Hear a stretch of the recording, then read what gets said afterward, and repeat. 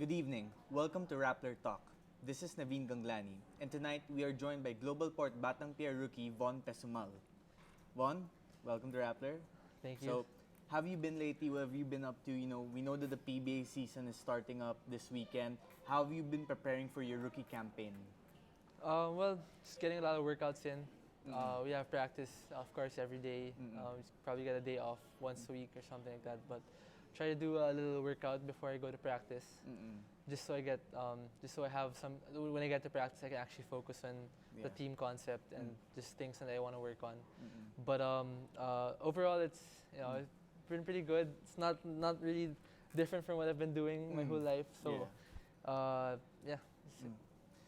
Most players who played in college the year before us, they're entering their first season as a pro. They usually say that the thing that's most tough to adjust to is the physicality. The bigger bodies in the PBA, the more experienced players. So obviously you haven't seen game time action yet, but you've played against these PBA players in practice and in tune-up games. So just touching that a little bit, how have you been adjusting to that? Well, that's actually very true. The physicality is on a different level because these guys are like grown men. They're 28, 29, 30 years old, and it's coming off college. I'm 22. I'm a skinny kid coming off college, so it's different. Especially just the little things and just the bumps, just whatever. But I guess when when I played the first tune-up game, I think I got shocked a little bit. Because when you're as a fan, you would think that the PBA is a slow game. Exactly. Yeah. It's a slow-paced game, but it's really not. It's actually it's more tiring because if you don't have the ball, you're off the ball. You're actually standing, so it's a lot of free time. But if you have the ball, it's all explosive movements, all bumps. So it's really tiring. And it's fast-paced more than people think. So has there been any specific incident or happening in practice which has been something of your baptism by fire, like your welcome to the PBA moment? If you can share that, of course. Well, I can't really remember a moment, but there's times in practice where I'm so used in college of going off screens and catching and shooting, and I'm just so used to knowing how to read it, where to go under, or go over. I'm so used to that. But when I practice the bigs, usually they really bump me before I get, so I can't get the ball, and I'm kind of shocked because I never really experienced that in the UAAP. More bumps and bruises the next day. Yeah, but it's all good. I mean, it's just it's part of the transition, I guess. So I learn everything. When people think of GlobalPort, which is the team that selected you in the Gilas draft, they think Terrence Romeo. He's become a PBA superstar. You used to play against Terrence. You even beat them in the finals during the Ateneo FEU rivalry. But now that you've played against Terrence, that he's in the PBA, what's it like being his teammate and just seeing him work every day in practice? Well, he's a worker. He's really a worker. He just signed a max deal, I think. But it doesn't feel like he signed it. It feels like he's just trying to earn it. So I think that's one thing that I noticed about him, and he's really good one-on-one. Really good. I've never seen anybody with a counter move to a counter move to a counter move to another counter. It's just there's so many the things that when the way he dribbles, it's just whatever the defense gives him, he has another move to counter it, and if you stop him, he has another move. And he's really good, man. I think I learned a lot from him, especially his mentality, because he's trying to facilitate more now. Because that's what I get from practice. I don't know if it's that's gonna be in the game, but that's what I get. That in practice he's trying to involve everybody, because I guess he's proven himself as a scorer already, so he's trying to pass to everybody and shoot less. But obviously in the game you want him to shoot more, but it's pretty cool seeing him do that. So. Has he crossed you up yet? Given you an ankle breaker or something? Not yet. But you feel it's coming? Maybe. Maybe. I don't know. If I was guarding in practice, I'd just stay in front. I wouldn't gamble. I wouldn't go for a steal or anything. I might break my ankle and be on Instagram or something. So I don't want to do that. Okay, so moving a little bit backward before you started practices with GlobalPort, obviously you joined the newest installment of Gilas Cadets, Gilas 5.0, different names for it. And the expectation was you guys were going to be full-time with Gilas over the next 3 years as you guys prepare for international competitions. But now here you are in the PBA. So was the whole... Take us through the whole process, because like I said, you guys were expecting just to be at Gilas and then suddenly you're told you have to apply for the PBA as well. What was that like? Uh, well, it was kind of confusing, to be honest, because we were all on board for being. That's what enticed us to go with Gilas, because they said, we wanted to be there. We were gonna be there for 3 years, and we were thinking that it's a good opportunity for us to grow before we go to the PBA, to get some mileage in, to get experience, and so by the time we're 25, 26 years old, and we enter the PBA, we'll be more ready. But you can. I mean, this basketball is crazy here. It's different. The atmosphere in the Philippines is different. So, you can't really expect everything to go your way, especially if you're playing the sport that everybody loves to watch and everybody loves to take part in. So, I guess at first we were kind of confused and kind of like not really irritated because we didn't know what's gonna happen. Well, we were really confused about the setup and everything. Like, what is a special Gilas draft? We're going to PBA now. We had no idea. But when PBA draft got closer and closer and closer, we had meetings about the setup and everything, and it was cool. They explained everything to us, and by the time it sunk in that we're going to PBA, we all got excited because who would want to play in the PBA? And there's never been a special draft in the history of PBA. So I feel honored to be part of it, and like I'm excited to play, man, because it's the same thing. If I play with Gilas, I'll be playing basketball. If I play with PBA, I'll be playing basketball. So it's the same thing, if you look at it that way. So we're all excited actually. I talk to the guys most of the time. We're all excited. So also one of the things that confused a lot of fans heading into the draft, the special draft, was there was no process. There was no draft lottery. There was no first, second, third selection. The news reports were that the PBA board met, for a few hours, and then after the meeting, they just assigned you guys to different teams. So for you guys, not only yourself but also your co-Gilas teammates and friends of yours, were you guys surprised by the whole thing? Were you guys a little bit confused also by that there was no proper draft process? It was surprising, that to say the least, because of course, if you go to the draft, there's also a process, and you see what teams can,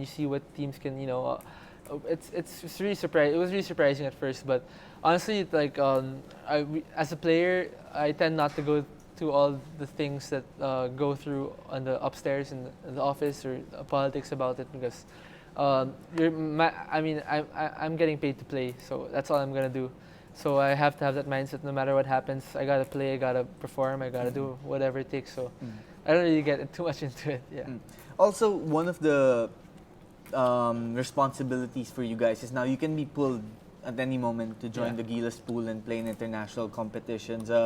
Knowing you all the time, you worked on your shots, you're probably more of a routine guy, I'm sure. Yeah. So will that, as a basketball player, will that be a little bit of a bother to your routine, knowing that, okay, this week I'm gonna be preparing for GlobalPort, who might be playing in the PBA playoffs in a few days, and then suddenly you're pulled out because you have to play for flag in country. What's your thoughts on that? Well, it's really tough, to be honest. I don't think it's gonna be. I'll be lying if I said it was easy. But I'd rather have that problem than just be playing with one team. Yeah. Because PBA is cool. It's a great league, competitive.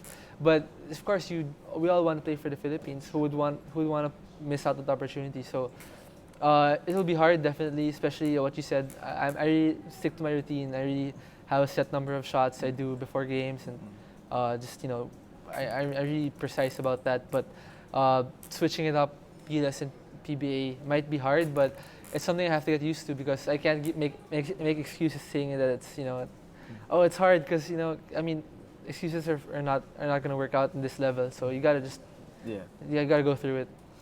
For us media and obviously the fans watching the Gilas games, we know that we can experience the passion from the crowd when the basketball game is just not one PBA team versus another. It's Philippines versus another country. Yeah. The pride is there. But as someone who has worn that Philippine jersey, and I remember you exploded in that game during the recent FIBA competition, as someone who was able to wear the Philippine jersey and also play well while wearing it, what's that experience like?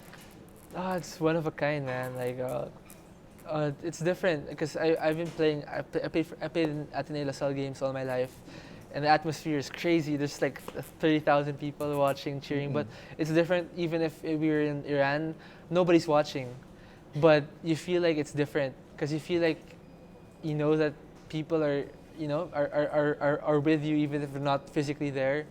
And I think it's the pressure was definitely there to play for the Philippines because this is the Philippines, man. It's where you live. It's like everybody's dream is to play for the national team, and then here you are, and you have to perform because if not, somebody else will. So it was really exciting. It was really like overwhelming to wear it and actually play and get the sweat in. But one thing I always think about when I play the national team is I always want to get the sweat out. Yeah.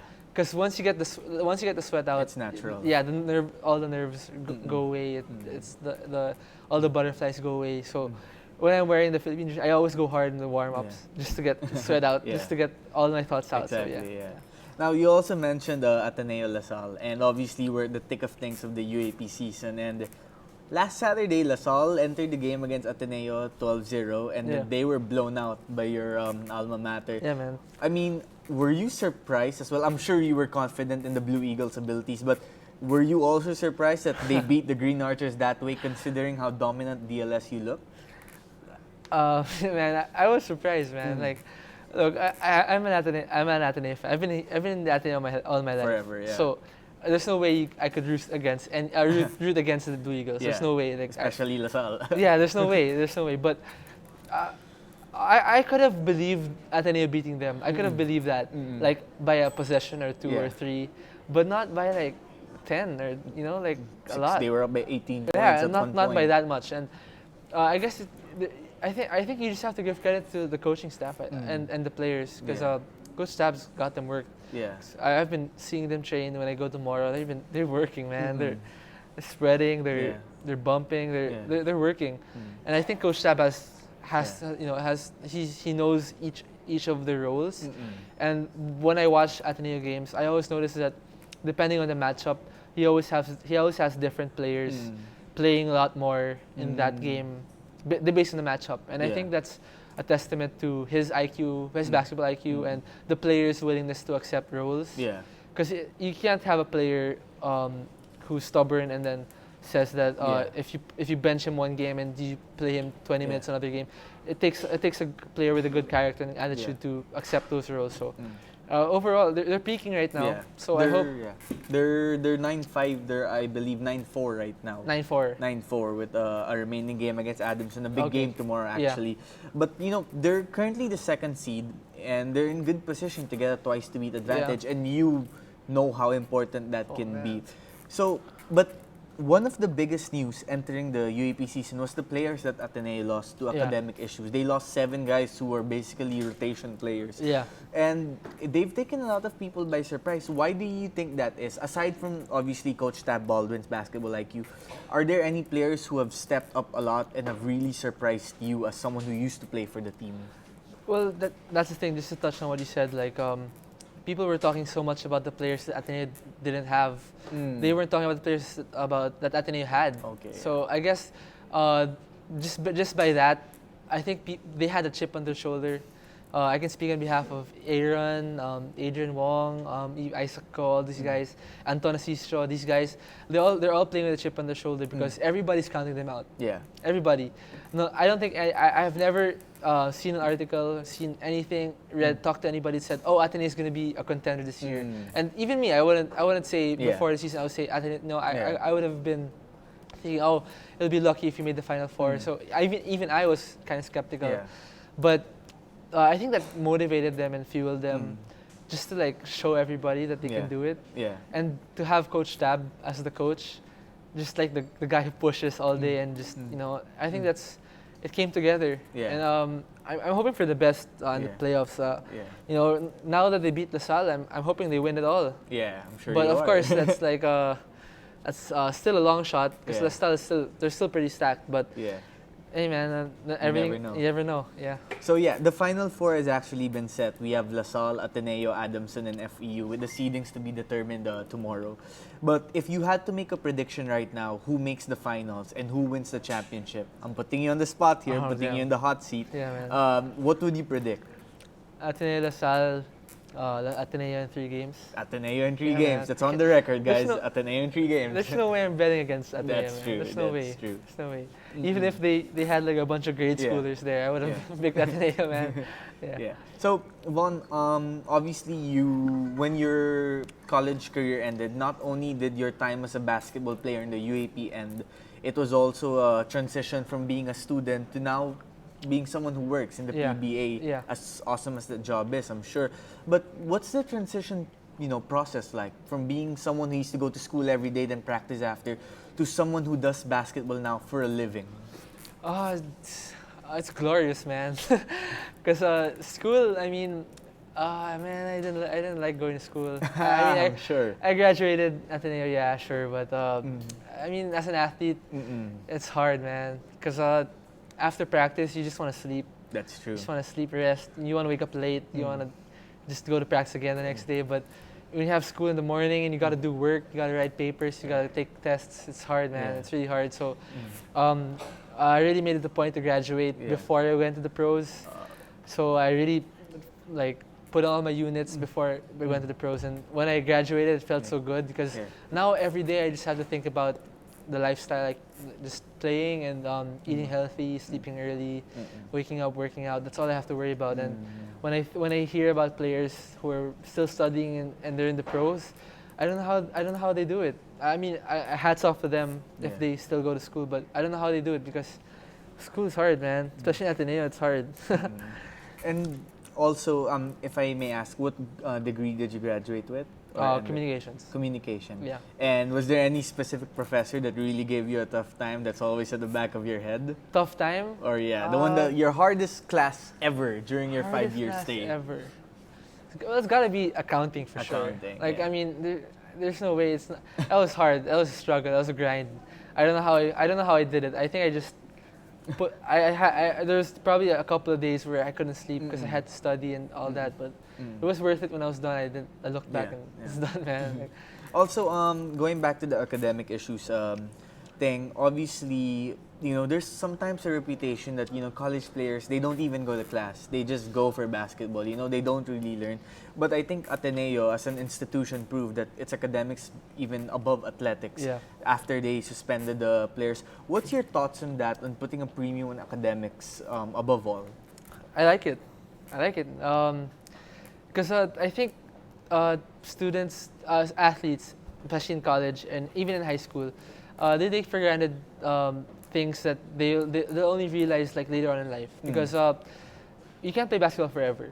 A good basketball player can play until he's 38, 40 years old. That's pushing it already. I've never seen anybody, unless you're Michael Jordan, playing until late 40, early 40s. Or Robert Jaworski. Oh, yeah, exactly. But I mean, that's one, right? Yeah. After basketball, you have half your life basically planned, still waiting for you. And if you don't think about that at this early, you're gonna get screwed. So I guess putting premium on academics is a good sign for the Ateneo, especially because now the kids who will want to go to Ateneo know that, hey, if you want to come here, you gotta study. You can't just play here. You gotta go to class. It's hard. So in that way, you kind of filter out the guys who have attitude problems and people who have problems dealing with authority and all that. You filter them out, and now you're getting in a stream of players that are obedient, at the same time good in basketball and good in academics. So I like it. I like it what they did. Okay. Now, I'm going to interject here a little bit. We have 2 questions for you from social media. Oh, okay. The second one's more exciting, so I'll go with the first one that was sent first. This is from FIFA Gamulo. I hope I pronounced that right. Is the team giving you the rookie treatment? So I'm assuming he's talking about GlobalPort right now. Actually, I know her. She you do? She's a long-time fan. But okay. You want to give her a shout-out? Yeah, so FIFA. A little bit, especially when we went to Doha. The veterans were saying, "Hey, rookie, carry my bag." And, hey, rookie, come here, rookie. All that stuff. But it's okay because I've been there. I've been a rookie in high school and college, and it's the same thing. Who's the most into the whole rookie hazing thing? Or would you rather not say? I wouldn't say, because if he finds out I said it, I'd probably be trouble. Yeah. Yeah. All right. So the second question, this from a familiar person. I'm sure you know this person. From Chris Newsom. Oh, really? Yeah, and this is gonna be a tough one. What? Who was your favorite teammate at Ateneo? And you will have to answer that question. Favorite teammate? At Ateneo. So you're there 5 years. Oh, man. Newsom's my dude, man. He's like a brother, man. Yeah. So I gotta go with Chris, though. You gotta go with Chris. Because we were good teammates and we were good friends. Because we were classmates, we were batchmates. Oh, okay. We had the same course. Yeah. So yeah, he's cool. We still hang out until today. Oh, that's awesome. Yeah. So what you guys do after he won Rookie of the Year? Oh yeah, we went out, man. Went out, just celebrate a little bit. But yeah, he's a cool dude. And on the court, he's really easy to be with because you don't have to worry about him, man. He locks up on D, and on offense, he's so smart that he'll make the right play all the time. So yeah, he's probably one of the better players I've played with.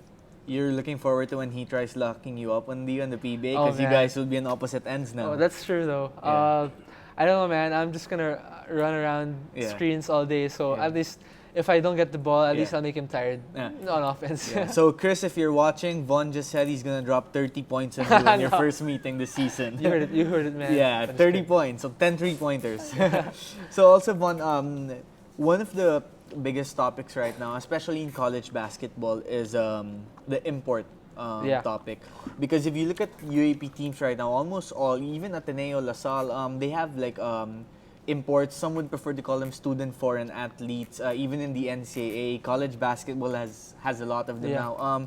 Some people are complaining that these foreign student athletes are taking spots from the local players, while some on the other side would argue you're giving these players an opportunity to get an education. That's true. What's your stand on it?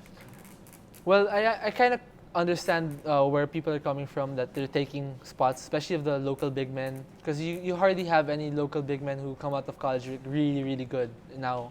It's all imports, right? So I understand where they're coming from, but at the same time, as a guard, I'd love having an import with me because I can't just drive and lay it up all the time. There's an import waiting for me. So you have to learn how to do a floater, do a pull-up, work on your shooting, work on a drop. So I think it raises the overall intensity, the overall competition level of the local players here. I mean, might be the biggest audience that might be suffering from it is the big men. Because of course, I mean, if you have an import and you have a local big, you'd go with import, right? But I honestly think that it's good for the competition. Because you learn things. You learn things how to finish with a bigger guy. You learn how to be more efficient with your mid range. You know, I think it's a good thing, a good factor in college basketball, especially. Yeah. Now, transitioning back to the PBA a little bit, you'll be playing for GlobalPort, obviously, and we talked about Terrence. We talked about your veteran teammates who are giving you the treatment, but one of the personalities in the team is team consultant Franz Pamarin, who's also the head coach of Adamson in the UAAP. And Coach Franz, he's known for really bringing out the best in players of your position. So the shooting forward, shooting guard, small forward role. Yeah. So based from, I'm assuming he's also been attending practices with you guys, has he? Yes. So how much are you looking forward to playing with him, giving his knowledge, imparting his knowledge, considering his history with improving the games of guards? I'm looking forward to it. I'm actually very thankful that he's he's like one of the guys who handle practice and has a major say on the team. Because I think he's been in coaching for the longest time, so I'm sure he's seen like a player like me, and he'll know what to do with me. I just have to do my end and keep working, just keep shooting. So that's just how it is. And I learned more aside from Coach France. I learned so much from my teammates, Stan, Terrence, Carl Dehesa, all the two guards that I'm learning so much from them, just seeing how they move and how they create shots for their own, all that. So I'm thankful for the opportunity. I also have to ask this question. GlobalPort acquired JR Kenyahan during the offseason, and that guy can deliver some tough bombs when you drive in the lane. Have you been on the receiving end of one recently? Actually, no, because I think he's different when it's practice. Okay, yeah. Because I think in practice he doesn't want to like hurt. Of course, it's like your teammate, right? So I don't think he's. But I think in the game it'll be good to have him in the backside, just bumping, giving hard fouls. So it'll be good. Yeah. Also, I have to also bring this up because, like you said, you've been in Ateneo forever. Grade school, high school, college. You've worn blue your entire life, and now here you are wearing green. Does that feel weird? It feels weird, man, but it's neon green, so it's not that bad. Neon green. But yeah, it feels weird.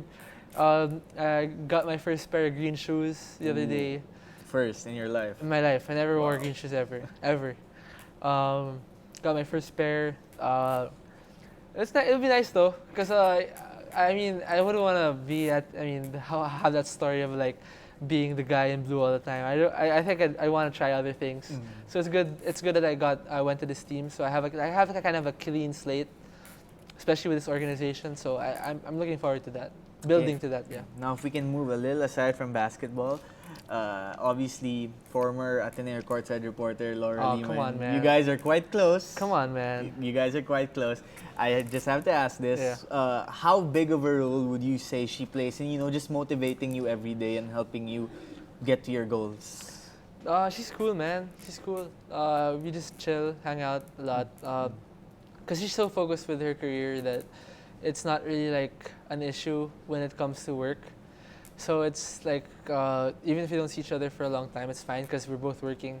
So it's cool. Yeah, but yeah, man.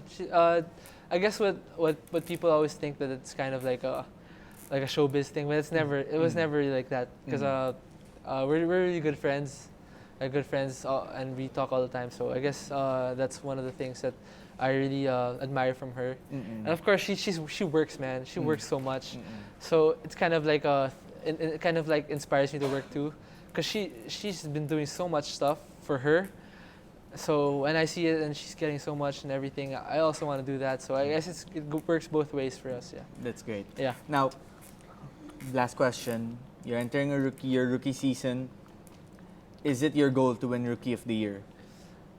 Well, I think that's the goal of every rookie. That's supposed to be the goal for every rookie. That's what I believe in. I mean, if you're coming in your rookie year and you don't believe that you can be Rookie of the Year, then I don't think you should be playing. Because you have to have that mindset that you can be that if you wanted to. So yeah, it's my goal, but it's not like I'm gonna freak out if I don't get it.